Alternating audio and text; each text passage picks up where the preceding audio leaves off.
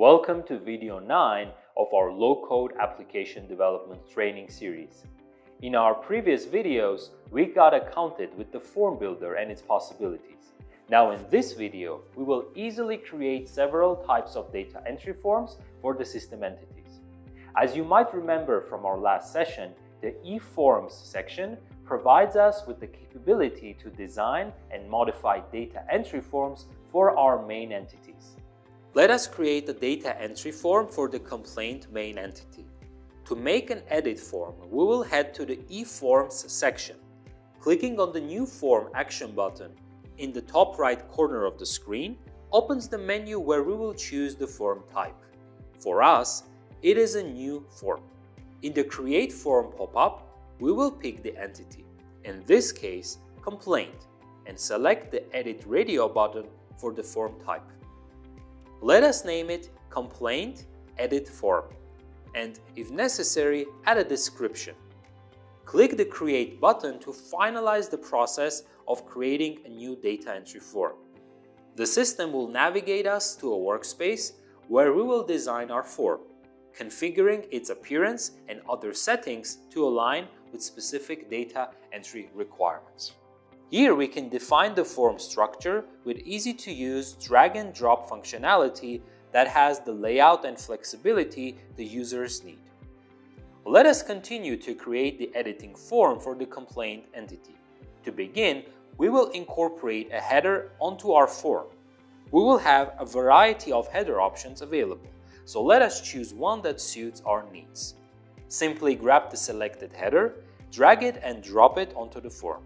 Upon dragging and dropping, the header will be displayed, providing users with a preview of how it will appear. Next, we will integrate fields into our form. For instance, let us add the field complainant name. All the fields should be placed on cards. We can add new card, set its title, and add fields under it. We can add it to the form by choosing the field from the settings, dragging it and dropping it into the designated area. Once added, we have the flexibility to adjust the field size for a more aesthetically pleasing user interface. After adding all the fields, we can press the Save and Close button to ensure that any changes made are saved effectively. Now we have the edit form for our complaint entity. We can create view form just the way we did in the case of edit form. But we will also have a quicker way for view form creation. We can just generate view form based on the already created edit form. Clicking on the copy icon will initiate the clone form pop-up, where we can designate the form type as view, edit the form name, and upon selecting the clone action button, be redirected to the form for any necessary modifications.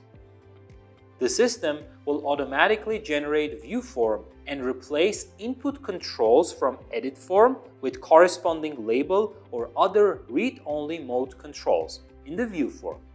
However, if no changes are required, we can simply save and close the forms without altering the form settings.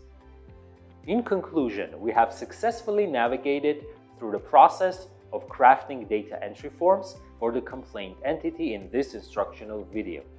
We have examined the steps of creating an edit form, incorporating headers and fields, and duplicating it to generate a view form. Stay tuned for our upcoming videos where we will explore the exciting world of low-code application development.